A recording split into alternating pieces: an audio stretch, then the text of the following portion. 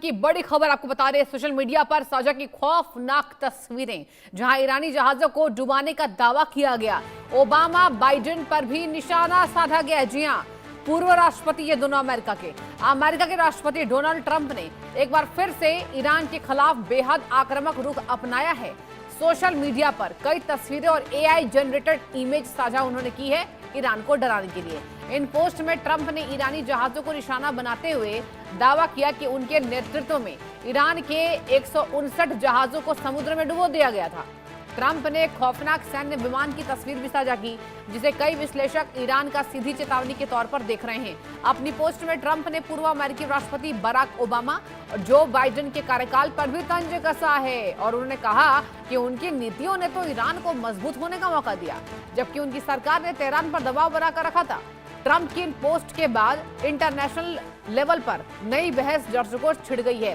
विशेषज्ञों का यह मानना है कि एआई जनरेटेड तस्वीरों और सैन्य प्रतीकों का इस्तेमाल कर ट्रंप अपने समर्थकों को यह संदेश देने की कोशिश कर रहे हैं कि वह राष्ट्रीय सुरक्षा के मुद्दे पर सख्त रुख अपना सकते हैं। हालांकि इन दावों की स्वतंत्र पुष्टि नहीं हुई है और न ही अमेरिकी प्रशासन की ओर से कोई आधिकारिक सैन्य कार्रवाई की घोषणा की गई है। इसके बावजूद ट्रंप के बयान और तस्वीरें ऐसे समय सामने आई है जब मध्य पूर्व पहले से ही तनाव के दौर से गुजर रहा है।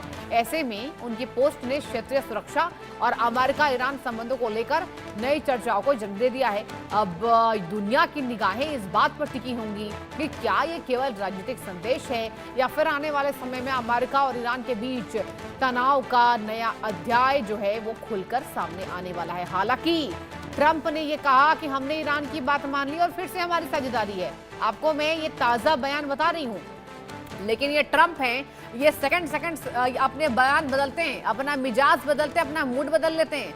अब ये जो एआई वीडियो है, एआई जनरेटेड पोस्ट हैं, तस्वीरें हैं, ये दिखा रहा है कि ट्रंप ये दावा कर रहे हैं कि ईरान के उन्होंने 159 जहाजों को डुबो दिया समुद्र में। अब देखिए, ये आप इशारा समझिए, ये इशारा इस बाबत है कि तुम ठहर जाओ, वरना बड़े अटैक करने के लिए अमेरिका केपेबल है। अमेरिका के पास इतनी सैन्य कैपेसिटी है, इतनी सैन्य शक्ति है कि ईरान को वो डुबा पाए। हालांकि ये बात पर गुरेज नहीं है कि ईरान इकलौता ऐसा देश है जिसने कंधे से कंधे और अमेरिका के लाख कोशिशों के बाद भी झुकने को तैयार नहीं है।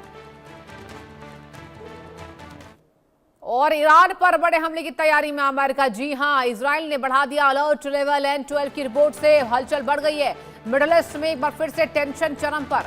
मध्य पूर्व में एक बार फिर युद्ध की आशंकाएं गहरा गई हैं। मिडिल ईस्ट के बाद इजराइल के एक वरिष्ठ सूत्र ने स्थानीय मीडिया संस्थान N12 को यह बताया है कि इजराइल ने अपना सुरक्षा अलर्ट लेवल बढ़ा दिया है, क्योंकि अधिकारियों को आशंका है कि अमेरिका जल्द ही ईरान के खिलाफ सैन्य कार्रवाई कर सकता है। सूत्र के मुताबिक अमेरिकी राष्ट्रपति डोनाल्ड ट्रंप ईरान पर किसी बड़े हमले के पहले कहीं ज्यादा करीब दिखाई दे रहे हैं। हालांकि अभी तक कोई अंतिम फैसला या आधिकारिक घोषणा नहीं हुई है। इसके बावजूद क्षेत्र में तनाव अपने चरम पर पहुंच चुका है और हालात कभी भी तेजी से बदल सकते हैं।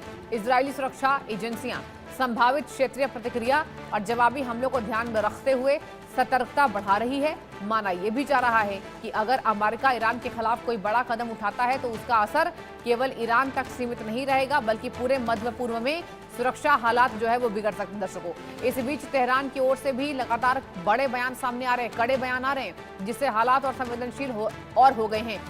अंतर्राष्ट्रीय विश्लेषकों का यह मानना है कि अमेरिका, इजराइल और ईरान के बीच बढ़ता तनाव वैश्विक राजनीति, ऊर्जा बाजार और क्षेत्रीय सुरक्षा जो कि सबसे महत्वपूर्ण है, उस पर बड़ा प्रभाव डाल सकता है। अब फिलहाल दुनिया की निगाहें वॉशिंगटन, तेल अवीव और तेहरान पर टिकी हुई है। सवाल यही है, क्या ये केवल दबाव बनाने की रणनीति है या फिर मध्य पूर्व एक नए सैन्य संघर्ष की दहलीज पर खड़ा हो गया है? आने वाले घंटे और दिन इस पूरे घटनाक्रम की दिशा तय कर सकते हैं। ये बड़ी खबर आपको बता रहे हैं, अमेरिका ईरान से जुड़ी हुई। ईरान पर क्या फिर से यहाँ पर संकट के बादल मंडरा रहे हैं? ऐसा हम इसलिए कह रहे हैं क्योंकि अमेरिका के द्वारा ये दिखाने की कोशिश है कि हमने ईरान को अंतिम चेतावनी दे दी है। अब कभी भी हम ईरान को नेस्तनाबूद कर सकते हैं और ईरान पर बड़े अटैक कर सकते हैं। अब ट्रंप के फैसले का इंतजार यहाँ पर हो रहा है और अंतर्राष्ट्रीय इंटरनेशनल यहाँ पर बता दें आपको, एक्सपर्ट्स ने भी ये बात कही है कि हो सकता है ट्रंप जो हैं ये बड़ा अटैक ईरान पर करते नजर आए। हालांकि ट्रंप ने हालिया ये भी बयान दिया कि अभी हमने अपने आप को रोक लिया है, वरना ईरान को बर्बाद करने की क्षमता अमेरिका में है। हालांकि उन्होंने जो बाइडेन पूर्व राष्ट्रपति का मजाक उड़ाया, बराक ओबामा का मजाक उड़ाया कि बराक ओबामा और जो बाइडेन ने तो ईरान को मौके पर मौका दिया, लेकिन हम ऐसा नहीं करेंगे, यानी कि ट्रंप ऐसा नहीं करेंगे। मतलब ट्रंप अपने आप को सबसे ज्यादा शक्तिशाली अमेरिका के राष्ट्रपति मानते हैं और वो ये भी मानते हैं कि केवल उनकी वजह से ईरान जो है अब कमजोर हुआ है। और अब एक बार फिर से मिडिल ईस्ट में तनाव चरम पर है। N12 की रिपोर्ट में इजरायली सूत्र का दर्शकों ये बड़ा दावा है, आशंका ये जताई गई है कि अमेरिका ईरान पर हमला कर सकता है।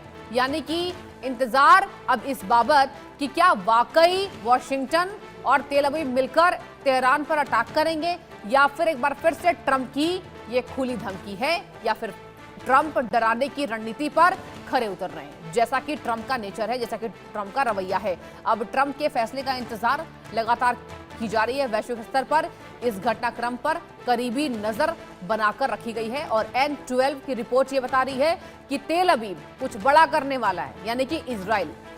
आप देखिए यहाँ पर नेतन्याहू भी अमेरिका पहुंचे थे और ये जंग के पहले और जंग के बाद इन दोनों की मुलाकात हुई।